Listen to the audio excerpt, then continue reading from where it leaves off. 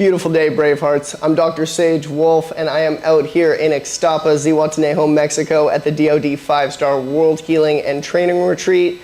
Today we are with my great friend Jake and Brent and Dr. Magda Havas, and today we are going to be on part 2 on Be Brave Worldwide.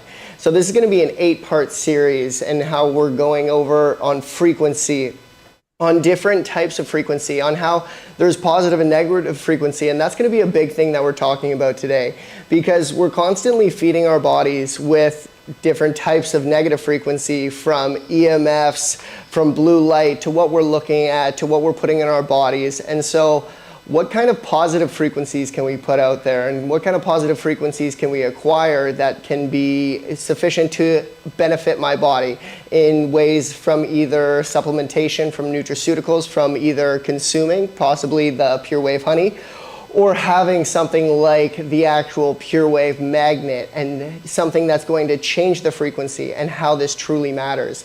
So Jake, Brent, and Dr. Magda Havas are going to take us on a little journey on why frequency is so important. Thank you, Sage. Appreciate it. And thank you, Magda, for making time out of your schedule. And of course, Brent, my colleague. Welcome everybody to Be Brave on Braveheart Nation. It's a privilege to be here. Last week we had a very special, I highly encourage everybody to go back and watch the story about our past and how the sacred geometry links to our cellular mitosis and beyond. It really sets a wonderful foundation for these future, in the future calls and meetings we have. But today we have a very special guest, like what was previously introduced. Dr. Magda Havas has a very wonderful and very, I believe, specific to the needs of today expertise based on her background. And that research really began in the mid-70s, worked as Canadian Arctic in Ontario. This is her bio. I'm actually going to do you guys a service and actually share with you her website right away so you can get aware and read her bio. Her bio in the background on the electrosmog and the biological effects of how frequency, whether that's electromagnetic pollution or radio waves, does affect biological systems, is vast. And her publications and her research has been really the leader in the field. And so with her on today, we get expertise to talk about this present day stressor we're dealing with, which is so relevant to us as humanity and humans, as well as our animals and the insects and the bees. We connected a little along the lines on the first segment, the relationship and the importance of the bees to us. But let's talk about today what's going on and what's happening in the world that we all can relate to. And if this is new, I welcome you to join us. Thank you for being here. I want to first, before we get started, pass the ball. Brent, how are you doing today? Want to say hi to everybody, Braveheart Nation? No, great. Yeah, no, great to be back on here in the second show. So much fun last week, showing. It's always fun to go into our history and show where the ancients and where, these sacred geometry and designs and how they really are relative to us. So that was great for anybody that missed that. Go back and see that from last week. And this is a continuation. And so what we want to do is we want to bring on guests for you that are pertinent to what we're talking about. And as Jake has said, bringing Magda on, we couldn't have, a better representation for what we're talking about today. So what we want to do is we want to show you where are we at today with everything. And most of people know a lot of these things we're going to talk about, but we just want to short emphasize it, because next week we're going to then show you like where we're going from that, solutions, all the good stuff. So it's not just showing you negatives, because it's just showing us what we got, what it looks like. And then we're going to take you on a journey where that's taken us, and we do a lot of stuff with nature and the bees. And so we're excited to do that. So I'm going to stop there and let Jake take us in to a little video, because just looking at talking heads isn't the most interesting, right? Yeah, So what and we then want to we'll do, yeah, we want to show you a little bit, and then we'll come and have a dialogue, and then ask you questions, and keep this to something fun and short. So I'll turn it back over to you, and again, welcome, Magnus. Really great seeing you as you and I will be getting together next week, and we're heading into the Beehive. So that's really exciting, and working with you is an absolute thrill. But we'll talk about that later. So I'll turn it back over to you, Jake. excellent. Enjoy. And then, yes, Magda, we're going to explore the concepts and everything. I'm excited. Enjoy the present. Where are we now?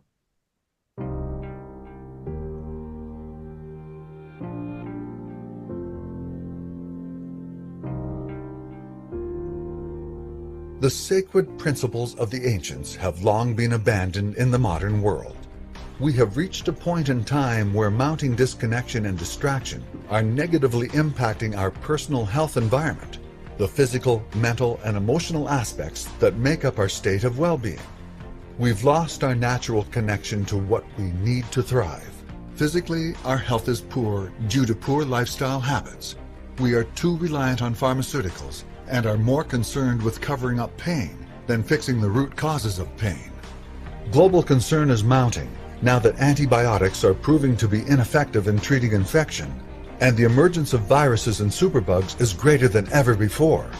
Mentally and emotionally, we are under daily stress. A large portion of the population is on depression and anxiety medication to cope. Environmentally, our food and water is of poor quality. Pesticides, chemicals, and pollution are ever present. GMOs are mutating our food sources, and electromagnetic smog caused by the electromagnetic pollution of power lines, microwaves, and cell towers are emitting frequencies that are not harmonious with our own body's electromagnetic fields. A healthy person is able to eliminate toxins from their body naturally. But we've created so much man-made interference to our body's natural frequency that most of us can no longer cleanse the toxic overload of buildup. The results are immune dysfunction and cellular damage that can lead to disease. Newtonian principles have governed our Western culture's belief system for the past 200 years. It states that everything in the universe, including all of us, is isolated, surrounded by a vacuum of empty space and time. Furthermore, reductionism in Newtonian mechanics says that if we are to understand inner workings of anything, we must dissect it. This has led to an overemphasis on the physical and/or material nature of things. However, today quantum physics shows us that everything in the universe is made up of energy, a composite of frequency created by geometry, magnetics, and motion. Groundbreaking research has discovered that all matter at its tiniest observable level is energy. The universe is not an assembly of physical parts. It is interconnected from the entanglement of non-material energy waves. The ancients knew this, that our physical bodies, our mental and emotional states, and their relationship to each other and nature are profoundly connected. Conventional medicine has moved from diagnosing illnesses through exploratory surgery to using frequency-based diagnostics through the use of MRIs, ultrasound, and CAT scans. However, for the treatment of ailments, the medical model is still based on the Newtonian principles, using surgery, drugs, and radiation. While this model serves as an important role in the management of chronic disease and acute emergency health situations, it is not reliable in healing the cause of persistent illness or focusing on prevention. In ancient times, the world was viewed holistically. Today, however, our disconnection, distraction, and unawareness have led us to give away the power to help ourselves. We trust our doctors blindly instead of listening to our bodies and our intuition. The good news is change is coming. Ancient wisdom, in collaboration with today's physics, can transform your personal health environment and allow your body to heal itself naturally.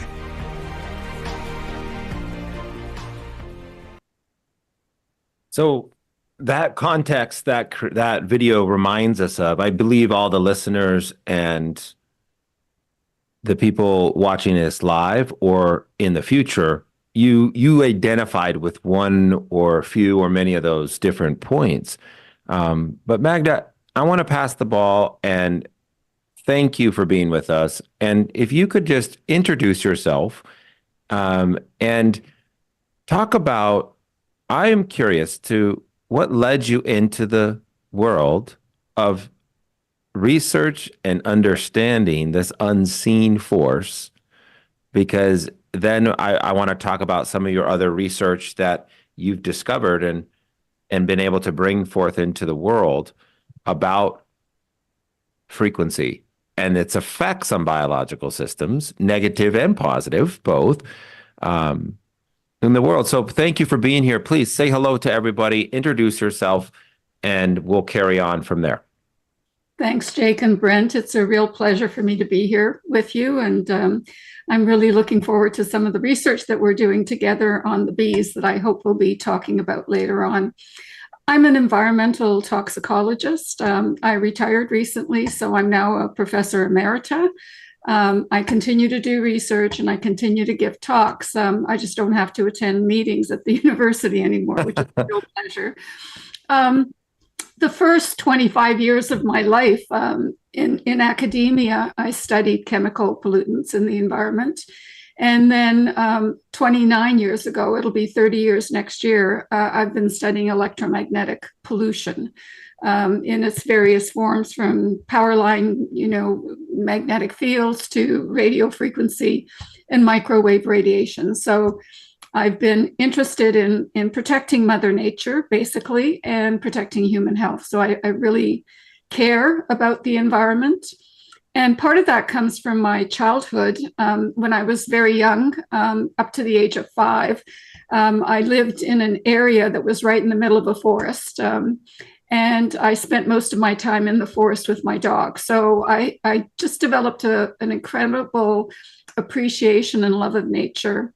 And I saw what we were doing to our environment with, various chemical and electromagnetic pollutants. And all I really wanted to do was find out what effects they were having and figure out ways that we can minimize our exposure and allow the environment and humans to become healthier.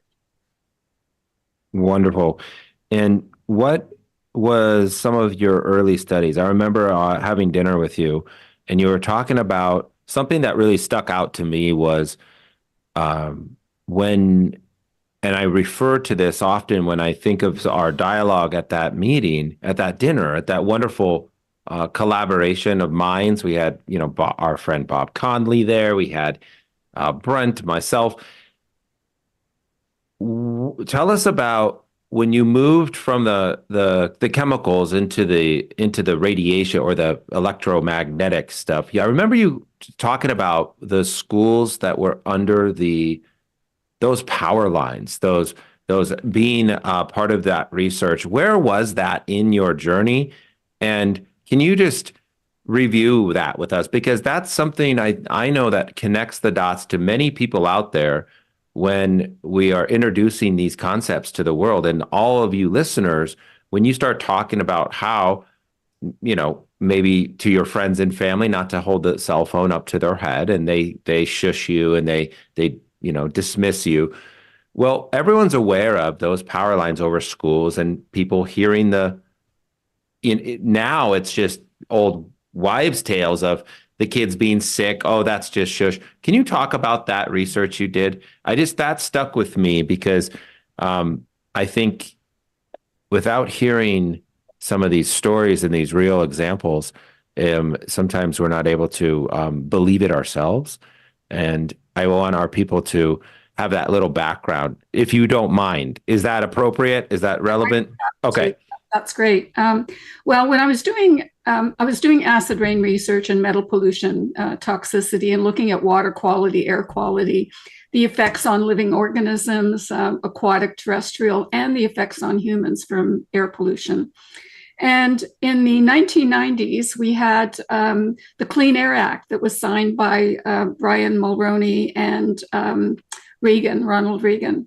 Yep. And I realized then that that's what my research was aiming towards, to get clean air legislation. And once we had the clean air legislation, we began to study the recovery of the environment, which was a lot faster than we thought it would be. But the interesting thing is that I realized we weren't going to get many more changes in policy after that because we had a major improvement. And I no longer wanted to do acid rain research or chemical pollution.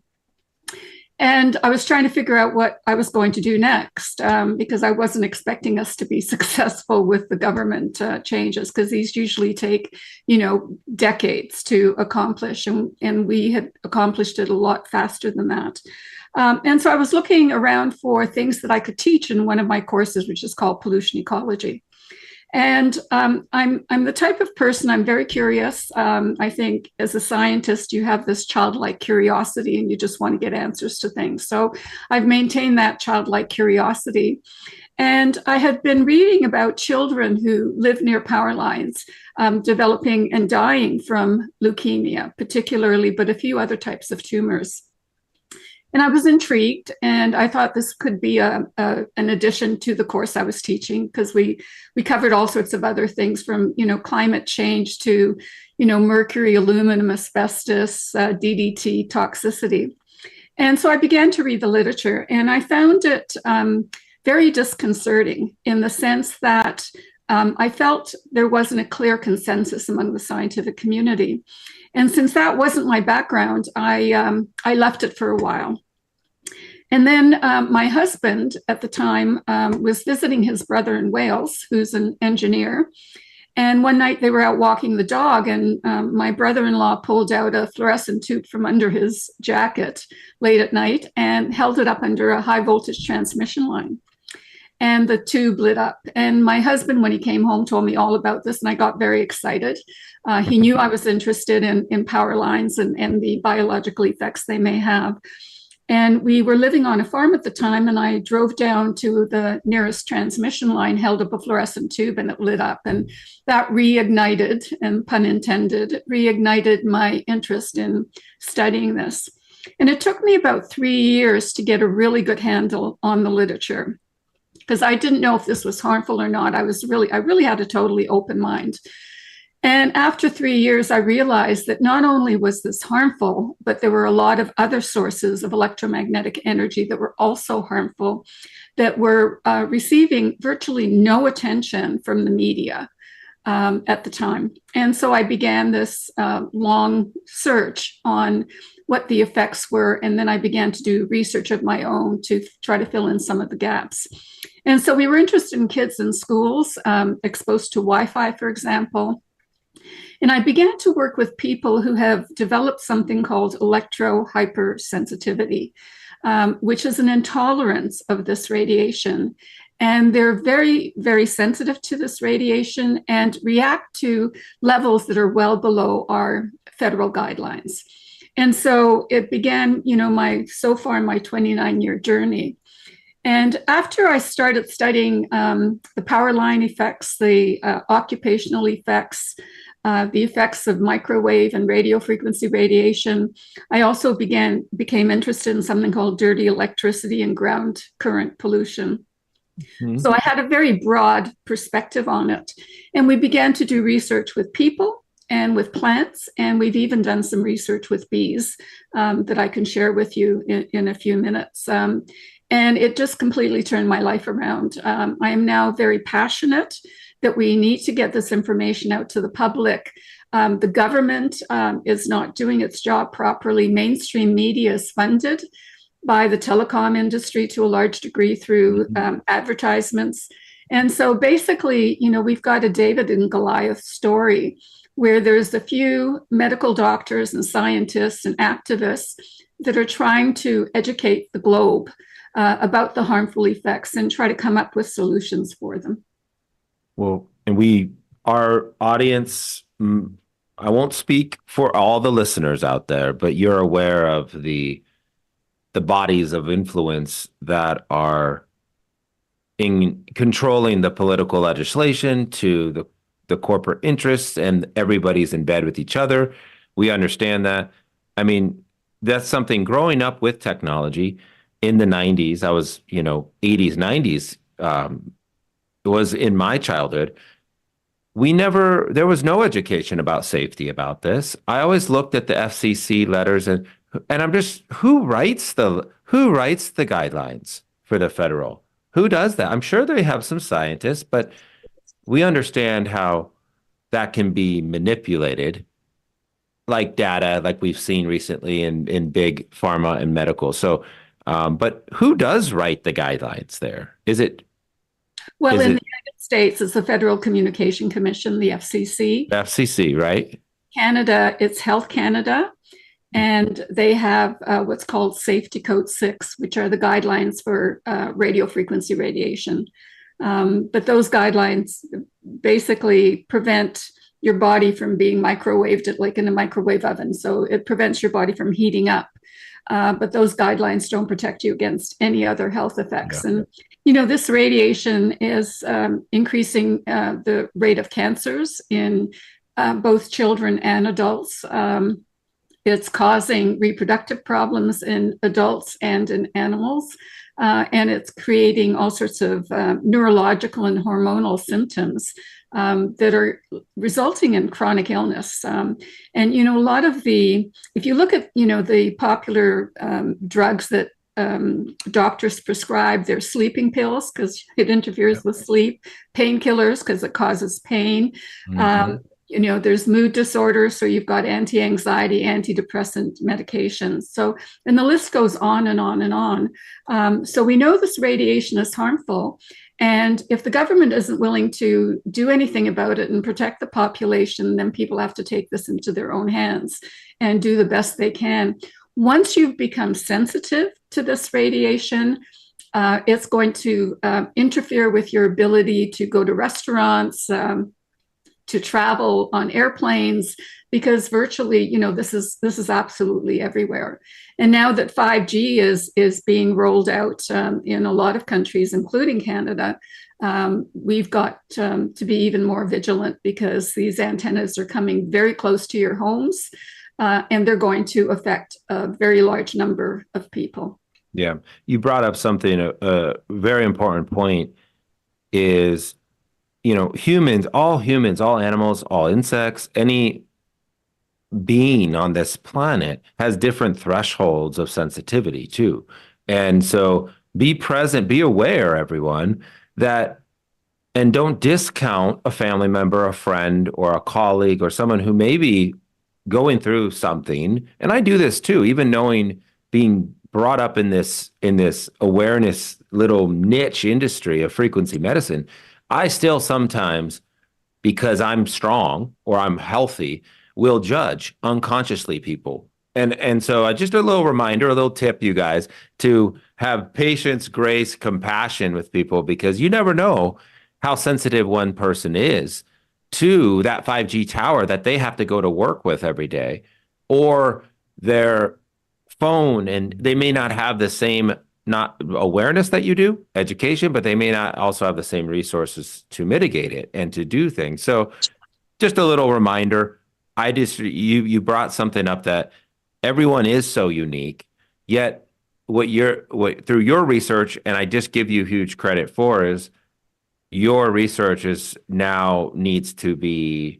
we need to bring it out to the world. You guys need to be aware. And the first step is raising your awareness, everybody, to be aware of this and to connect with Magda. She does have an amazing publication that I just want to plug right now for everybody. I'm going to share everybody so that they can see this.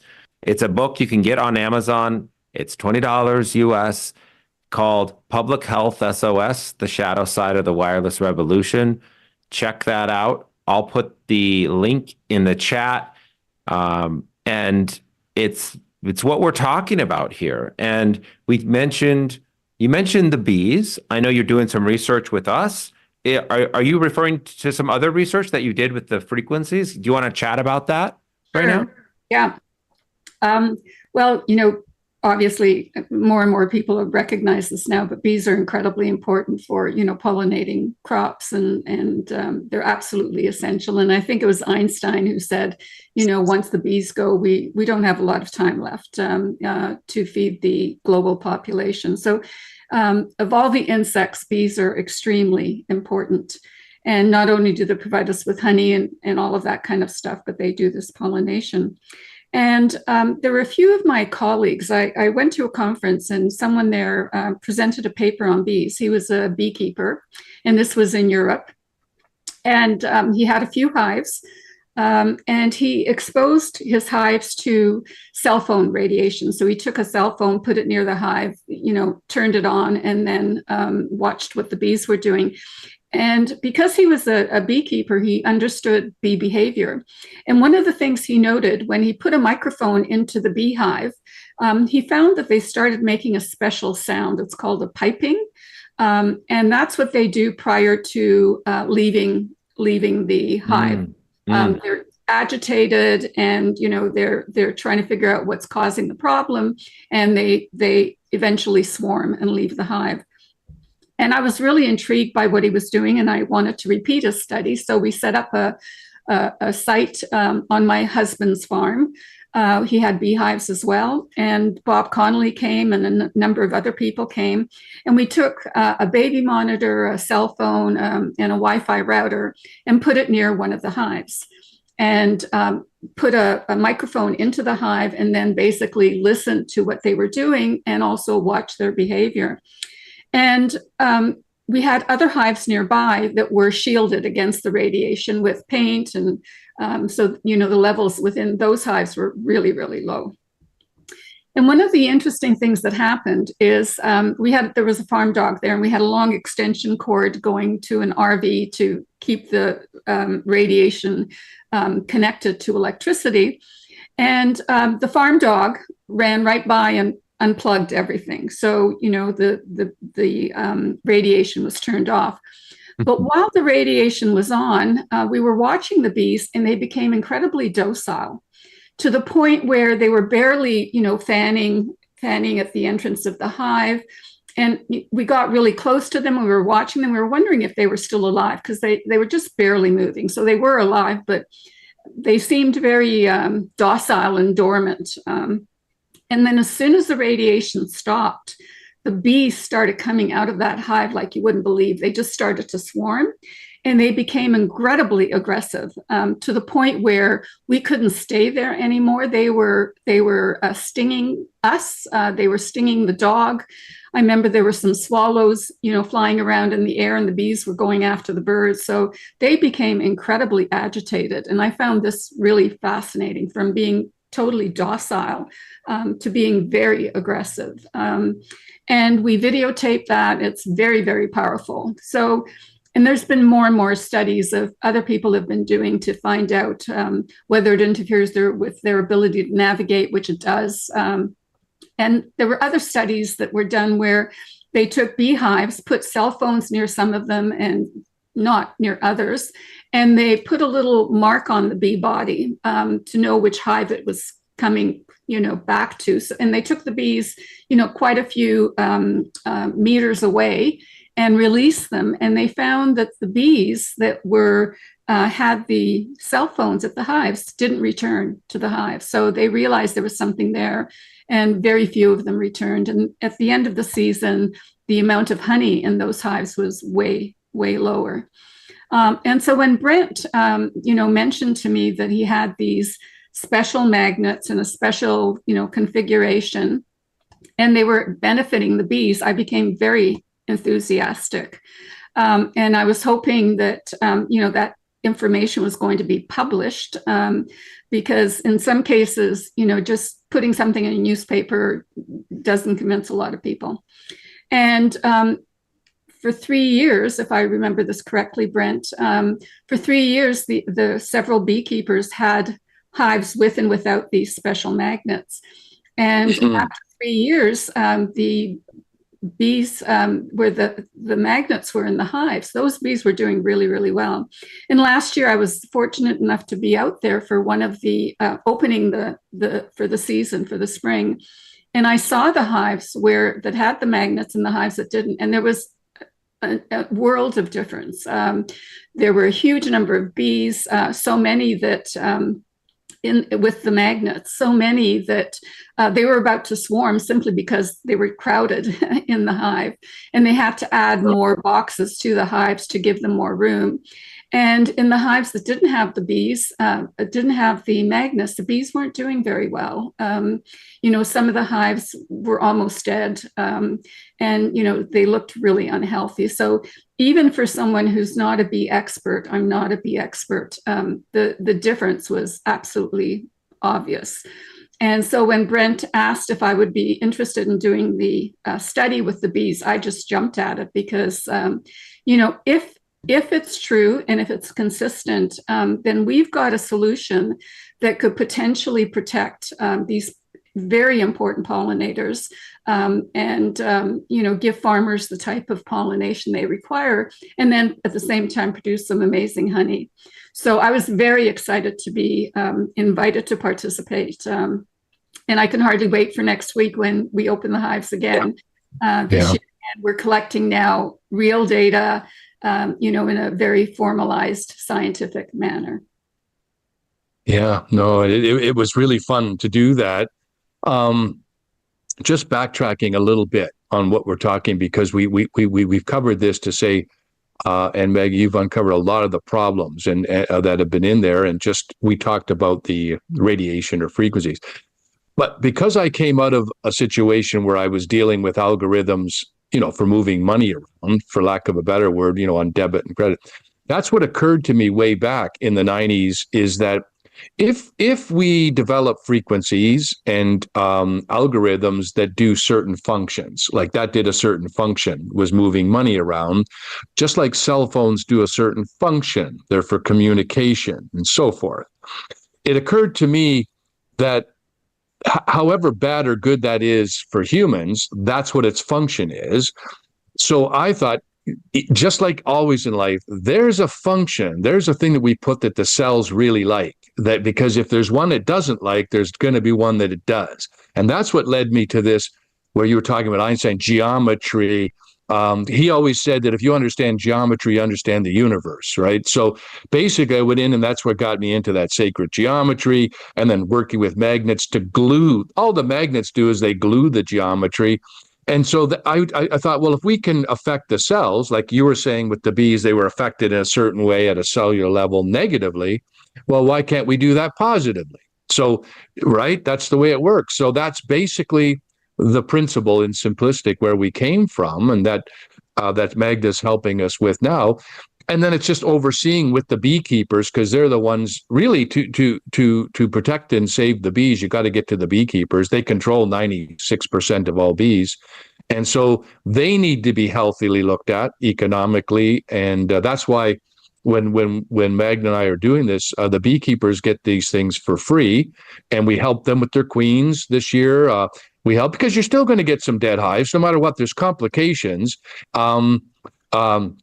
An example is with the rays, where we're going back to, which are commercial beekeepers. We've had 2 fabulous years of losing no hives, but this year they lost some hives, and they explained to me that has to be, there's a weakening. And so, we're working with the whole gambit, but it really is positive, and we're getting that from multiple beekeepers. So it's in different areas.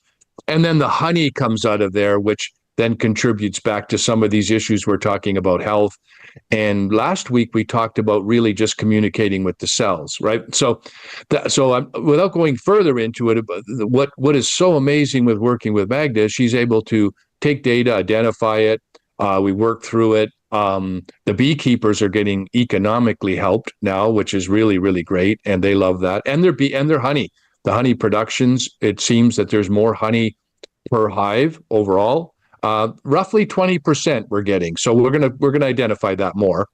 And this is something that we can give back. This is where we just showed you a film on all the things that's going on. Well, but what are we doing? Well, this is what we're doing. We're going back, and we're making sure we're changing some of these things. And I wanted to mention this to you, Magda, is that I noticed in our area they're rapidly burying fiber optics for internet.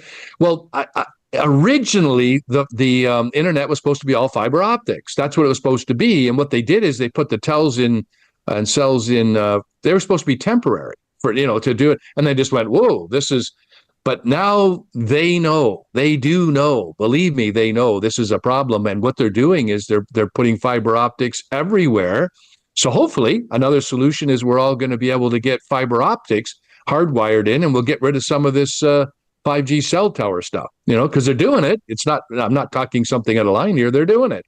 And as soon as they're going to be by my house in about, I think they said in 2 weeks, I'm immediately canceling, the tower Wi-Fi, and I'll be hardwiring with the fiber optics. So good solutions, people. We want to let you know there's things coming, because the people that control things, they know that when it hits the wall, they know these troubles are there. Well, they'll make moves because, down the road. And typically what they say is, hey, we've just moved on. No point looking backwards. Don't worry about all that. We're just moving on, right? So anyway, I just wanted to let people know that, because it's happening in my neck of the woods, right? So fiber optics is where it's at. That I use a lot of it when I was doing stuff. So I just thought I'd like to pass that on and pass it back to you guys.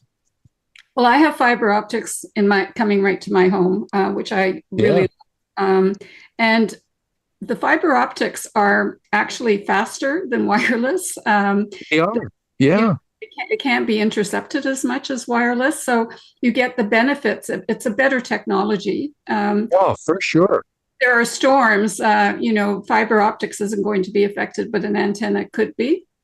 So there's all sorts of reasons why fiber optics are better. And in my mind, because I'm concerned about health, the reduced radiation is absolutely critical. So unfortunately, I don't think that's going to happen, even though they're rolling out fiber optics right now, because they're thinking of using 5G. One of the differences between the 5th generation technology and the 4th generation and earlier technologies is that with 5G, they're also going to be using something called millimeter waves. And just as the name implies, the size of the wave is about the size of, a few millimeters. And this is actually overlaps with the size of insects. And so if you have the same, if you have the length of a bee or any kind of insect and the length of the wave, if they are very close to each other, or if there are fractions of it, like half the size or, double the size, that organism or that part of an organism is going to absorb the radiation preferentially. So if there's resonance, it's going to absorb it, and it's going to have a greater negative effect. And there are studies showing that bees exposed to millimeter waves heat up very, very quickly. So it's like putting them into a microwave oven. So unless something's done to minimize these millimeter waves, I think once they start erecting 5G antennas and having the millimeter waves active. They're not activated yet, but once they're activated, it's going to have a devastating effect on insects, and that's going to have a devastating effect on birds as well that eat insects. So it's just, it's a holistic approach, as you said at the beginning, where everything is connected. And you move, one thing here, and then everything else shifts. And that's what happens whenever we have new technology. If it's embraced by a large number of people, then we're going to end up having a problem. And that's what we're facing right now. So coming up with solutions is absolutely critical until we roll it back and minimize our exposure. I think we're in the time. Go ahead, Brent. Go ahead. I was just going to say, thank goodness we've got people like yourself, Magda, and and our side of it trying to work with you is my side is more like coming with those solutions. You're identifying it as you just had it, and then I try to step back and go, okay, well, what's a realistic way we can do things here based on what's coming at us, right? So it's nice. Yeah, that's where the team comes in. That's what's nice about being on here, is because we're coming from the same thing, but from two different places, right? Yeah. So this is really good, and this is how it has to work. You've got people that can identify, and then other people are going, well, hey, look, what about this, and how can we do this, and and get those solutions out there. Okay, I'll turn it over to you, Jake. And then you've got beehive experts, right? The bee experts as well. I think whenever you get people that get together with very different skills and backgrounds, I think that's when you end up making the most amount of progress. So I'm really excited about the research. Yeah. And that's why we're all here with all of you listening to this right now. And I want to spark a little energy of encouragement, hope, and inspiration. We are at this cusp. We talked about in the video a little bit about how we move from those Newtonian archaic to today's standards way of diagnostics to now using energy medicine, using frequency and radiation to gain information and measure. We are moving into where we are today using the solutions Brent mentioned, PureWave Cell, other PEMF mats that are helping us reconnect and are part of the solution. We don't want to come to you today as this hopeless, dreadful, where the human beings are the most resilient species of all time. Our animals, our insects are too. But I loved the analogy and why insects and the pollinators and the bees are something that's part of our discussion is that this indication species, what you described, Magda, so brilliantly, your testing of the radio frequency devices, the phones, the things that you did in the yard, and we actually have it part of our some video. I'll maybe show a little clip of that. That's happening. It sounded like what's happening to the kids in school today, or in the office, or the connection. We are constantly connected and distracted and polluted with this interference, this dirty energy, and that's just the why. That's just the frequencies. Not to mention, of course, the food supplies that are affecting. Everything is connected. We're not alone, and without more acknowledgement and awareness out there, we're not able to then make decisions to then support our families and support our well-being. So Magda, I'm just curious, what do you do just in your daily lifestyle to mitigate? Because there's two forms of this. There's the protection side. There's the internal health detox side, which again, Braveheart Nation, you're here because of the Doc of Detox, Daryl, Sage, their knowledge in helping cleanse the body. There's the protection, but then there's also the therapeutics. But what do you do in your life or in your environment, in your hive, that we can maybe have a couple takeaways to do as well to protect yourself from this? Right. Well, I have a meter here. Okay. It's a radio frequency microwave meter. And you can see there's a little green light right here. Whoops, right here. So this is my environment. I'm on a computer. There's no Wi-Fi. I'm hardwired to my computer. I live in a residential area. And so I'm, a few feet away from my neighbors, and I can pick up their Wi-Fi routers when they have them on. I can see them on my computer, but the levels are really very low. So my environment is electromagnetically clean to the degree that I can bring it down. And so I measure my environment on a regular basis to make sure that something hasn't been introduced into it. I have filters on my electrical wires that short out high frequencies. So they clean up the dirty electricity on the wires, which is also causing a lot of harm. We've done research with dirty electricity, and we found that, and it's almost everywhere, it's ubiquitous, just like microwave radiation. And it affects diabetics who are sensitive. It increases their blood sugar, so they have difficulty controlling their blood sugar. It affects people who have neurological disorders. We've done research with people with MS. And when we clean up their dirty power, when we just filter their home, if they're in an area without a lot of other forms of microwave radiation, their symptoms diminish incredibly quickly. And even getting an MRI scan, which is how MS is diagnosed with an MRI scan, we found that people who are in a clean electromagnetic environment, their sclerosis goes away with repeated scans. So, we know this radiation is harmful. And there's a lot of things we can do about it.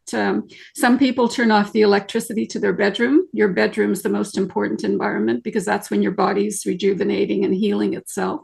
So if you don't get a good night's sleep, you're not going to recover. So ensuring that you have an electromagnetically clean bedroom is really critical.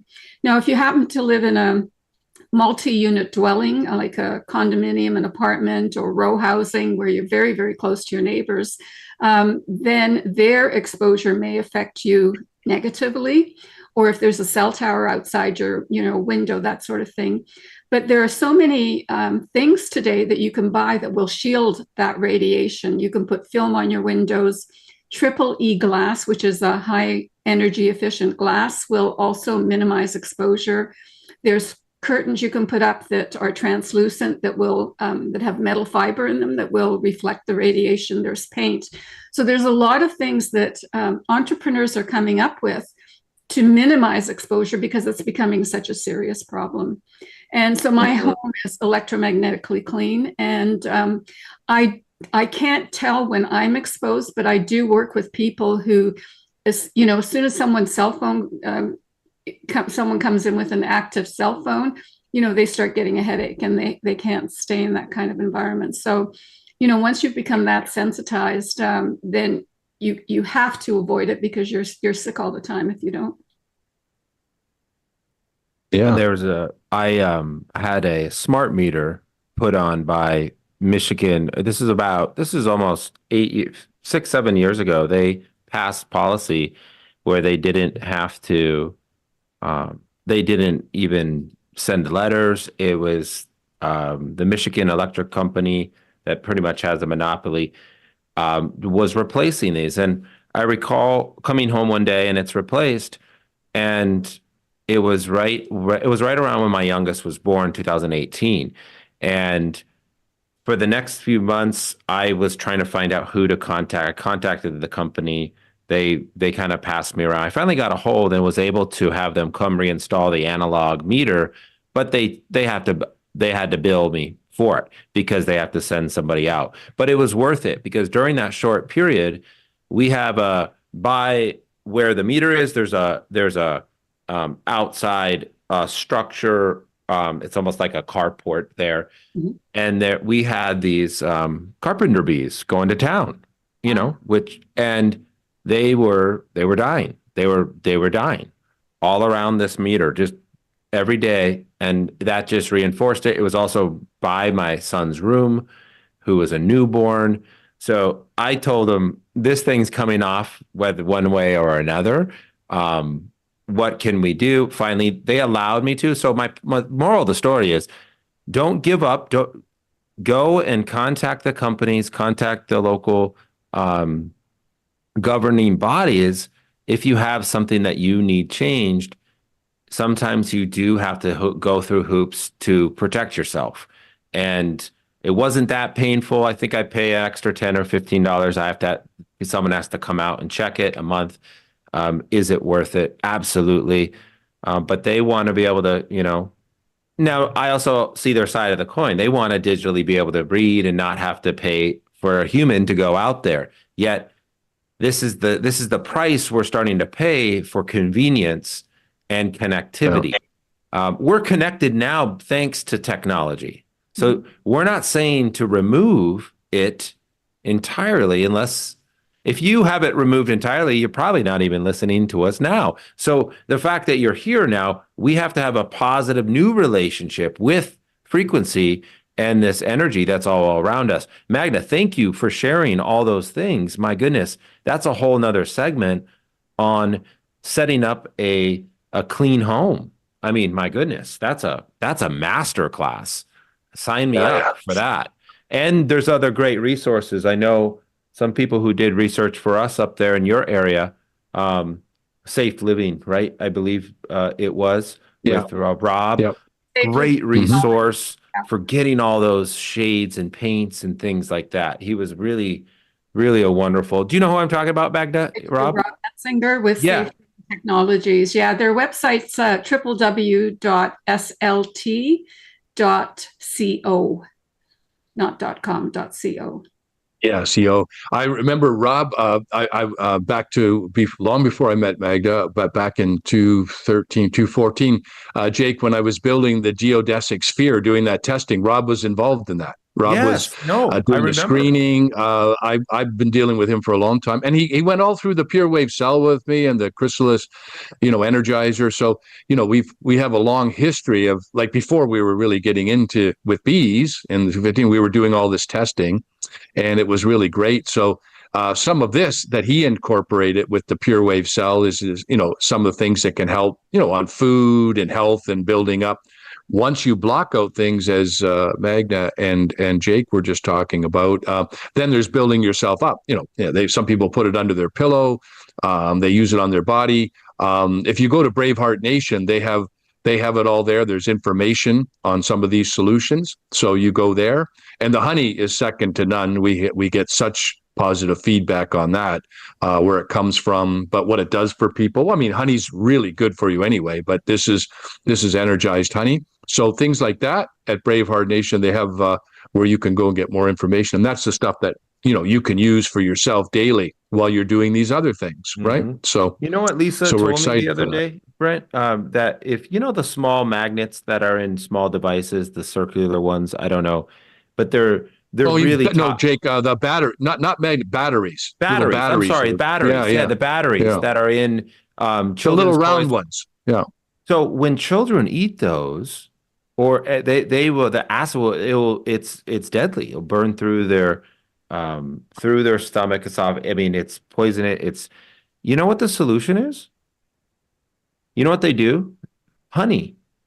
Honey will ingestion of honey coats it, allows it to pass through. I thought it was cool. It's not really relevant to what we're talking Well, about. and then you go to the hospital, but it's a solution to You get to kill the the hospital. acid. Yeah. But I just thought of that. And yeah, Doc of Detox has a lot of these resources, you guys, to tap into to help the process. So it's a combination of things. It's like Magda said, there's a holistic approach. Why this holistic approach is it's not about conventional or alternative. It's not about ancient versus modern. This is common sense. That it's not just one thing. It's an external environment. It's an internal environment. It's also a mental environment, a psychological environment of your well-being that we're talking about. They are all connected. And Magda, I am so grateful for you to come and share with us today. We're coming up on the hour. Do we want to open it up to any questions? Questions and stuff. Anything that any of the listeners, you have any questions for Magda or Brent or myself? If you bring Sage back on, he can take some. Sage, Yeah, Yep. so we don't have too many questions today, but I have two kind of interesting ones. One person here is wondering, would you ever do one of these like classes or one of your videos on actually how to have your own beehive? Oh, so if I'm understanding the question, would we do like a show on how to start your own Or beehive? like have Is that- their own hives? and what to do and how to start that? Yeah. Yeah, no, I actually, we're going, down the road, we're going to have a whole show just on the benefits of honey and then how to start up. We're going to bring on some of the beekeepers that we have and we can get into that. Yeah, that's a great idea, showing them how they can start up, how they can do it. So we definitely got some of that coming up. We have that. And that's a great idea. Whoever wrote that, thank you. Because that's just another reinforcement. We are, again, finishing research with Magda with some of the quantitative data here. But in the future of what our mission is to help educate and provide something like a master class on beekeeping for beginners. What I've learned about working with these beekeepers, everyone, and if you're a beekeeper out there, I just want to acknowledge and thank you, but I also want to respect that every beekeeper has their own nuance and different recipes of success, because we've got beekeepers in, of course, the greater Toronto, Niagara region, that beautiful area where Magda, where Brent's located. We have it in Michigan. We have it in Florida. We have some in Ohio, Indiana, Chicago area, Illinois. We have some in Hawaii. The experience of the Hawaiian beekeepers and the winters we face in this northeastern part of North America is day and night. It's day and night. So I just want to acknowledge the individual approach that each beekeeper, but yes, there's principles of starting and there's best practices that we can tap into, and we're going to tap into these beekeepers who are working with us and beyond to be able to do something like that. But yeah, we're going to get them on this show, but we're also going to do some other more course masterclass type things in the future as well. So Yeah. I think there was a second question there too. Was there, Sage? We have two more questions. So this one might be a little broad. So humans have millions of cells in the body that will be affected by radiation. How does the magnet, the pure wave magnet, actually benefit? So how it would affect the human body kind of thing? Is that the question? Yeah, like Is how would that- it yeah, 'cause affect we- the radiation coming into the body from like specific EMFs or stuff like in your house? Yeah. So the cell in the pure wave cell in contact with whether it be food pathogens or the body itself, really all it is what's going on there, just the same way that negative that Magna was talking about, like radiation. When you're first exposed to radiation, you don't feel anything right away. It catches up with you later, right? But it's communicating with those cells in a really bad way, right? So so the same as with the pure wave cell in a small way. If it's being exposed to the body, the cells are picking up on, the area, like if it could, let's talk about some pain, or if there's so rubbing it on the body where there's a pain area, it's going to help with inflammation in that particular case. So there's a communication there. If you're using it's small though. It has, like, the individual cell has maybe a foot radius onto it.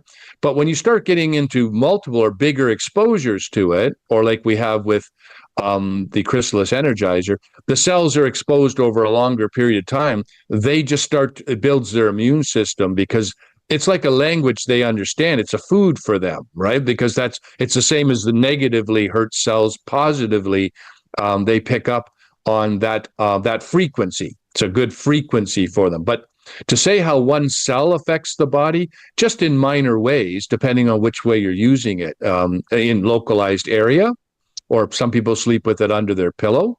That really helps with certain things. We've had all kinds of different kinds of feedback, but it would be in a more minor way because it only has a certain strength as an individual cell. Now, using it for food and putting your food on it, it has a proven record of helping to neutralize pathogens that come from food and things like that, because it's in direct contact with it.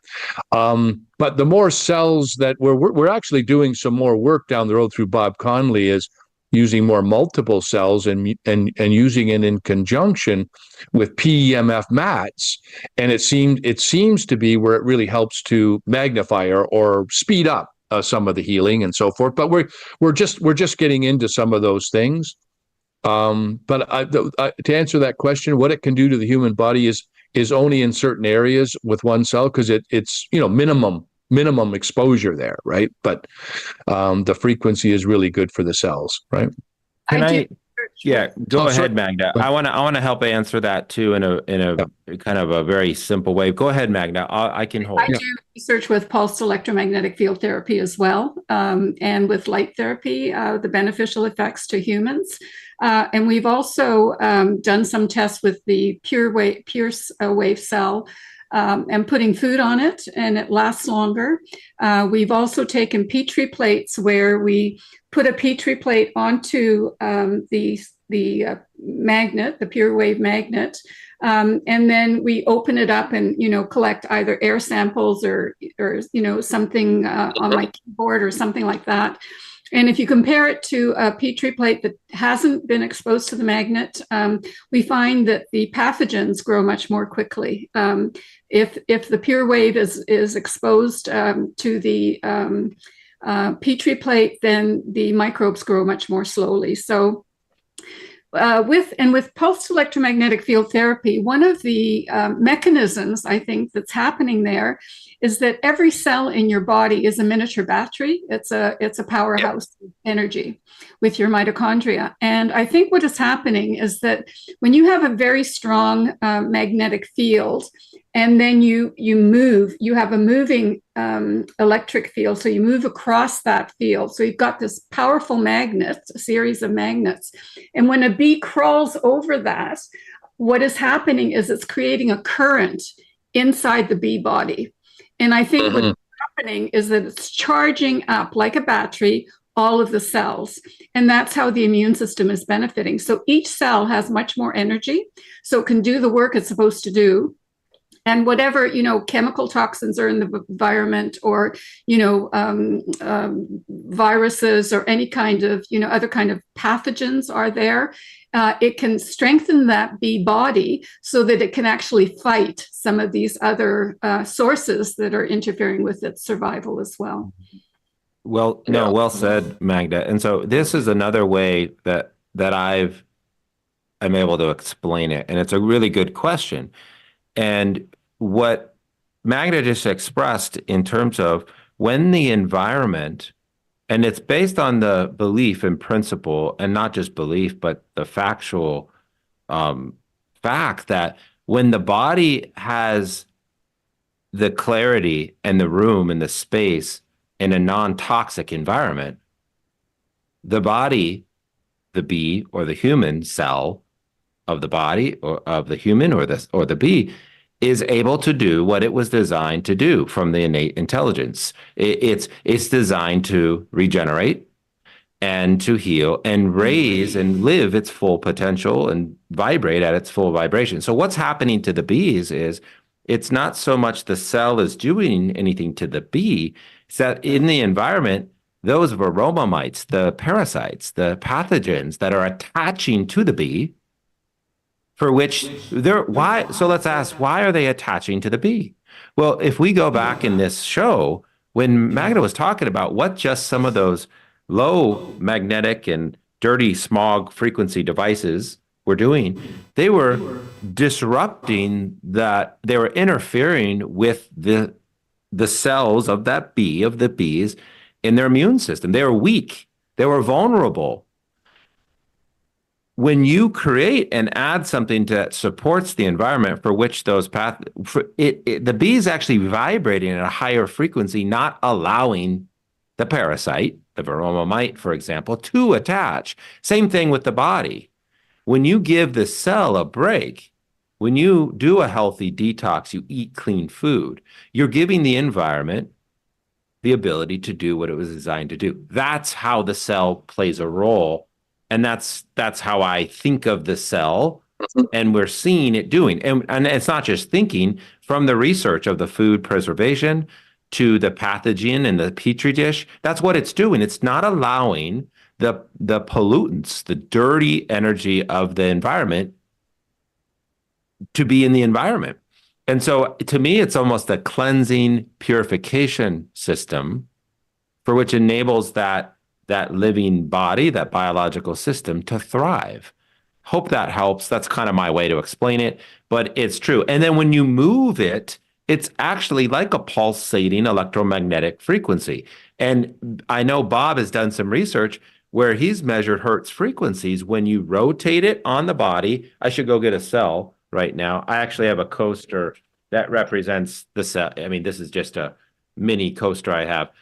But when you rotate or you pulse the cell, the pure wave cell, it creates a pulsating electromagnetic frequency, a Hertz frequency. So anyway, hope that helps. Great question. I mean, that's what we're here for. So.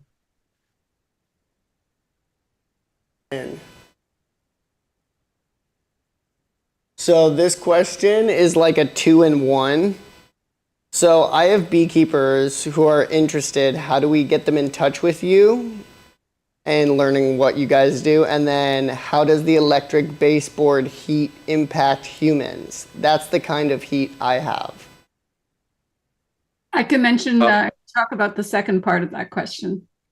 Yeah, why don't you talk the second? Yeah. Baseboard heat gives off a magnetic field. That field will drop off quite quickly. So you don't want that baseboard heater right next to your bed, for example. And if it's in a room, I would try to stay at least, 4 or 5 feet away from it. By then, the magnetic field should decrease quite substantially. But any item in your home that generates heat, like the electric stove, hair dryer, that sort of thing, will give off a very high magnetic field. And so, minimizing your exposure to it is the ideal solution to that. So you don't have to replace it. You just make sure that you're not going to spend hours very close to it within 2 to 3 feet, days at a time. Nice. And then Jake, do you want to let the second Yeah. part is that they contact us and For sure. what we do? So for any party out there interested in learning about our beekeeper program, and it's by application, and we'll send you an application. You can email info@4rbees.com, info@4rbees.com, and we will get in touch with you. And why it's an interview based is we need to understand and have a mutual. See, the beekeepers are the dialogue. They're the steward, the interpreter of the bees. That's who we have the direct relationship with. We need to understand your bees aren't next to a 5G tower. We need to see if it's a good fit or not. To get part of the beekeeper program, there is right now a waiting list, but we will be in touch with you right away. And that's how you can start. So info, INFO, at the number 4rbees.com. And you can then, we'll get you an application. You'll let us know where you're located, how many hives you Unmute have, me. how long you've been practicing, so on. Nice. Yep. Perfect. And we just have one more question. Can I put the Pure Wave magnet in the bath water while I do my cold plunges? Yes, you can, but I recommend putting it in a sandwich bag, a Ziploc. The Yeah. reason why is so these magnets, by the way, there's a 25, 30 year guarantee on those. The gauze strength we talked about last episode decreases about 1 to 2% every decade, so that's a lifelong. If they ever crack, you send the magnets back. We'll get you they'll get you a new one. You can order those, of course, through Dock of Detox and through the Braveheart Nation resources. But in terms of putting it in water or freezing, you can do that. But just like your phone, which I don't encourage you have a phone in your bathtub. I'm just saying, and don't even. I'll retract that statement. But no, you can do it. For You can do it example. in water, but you just need to case it. We have not had long-term testing of soaking those casings in water, Brent, unless I'm not aware. I would not No, have it yeah. submerged. It is a 2-piece case that sandwiches the 12 neodymium magnets. But no, I would simply put it into a Ziploc or sandwich bag. It would fit in there. Seal it. Maybe do a double bag. And then you could take it into the cold plunge with you. Yeah. Yeah.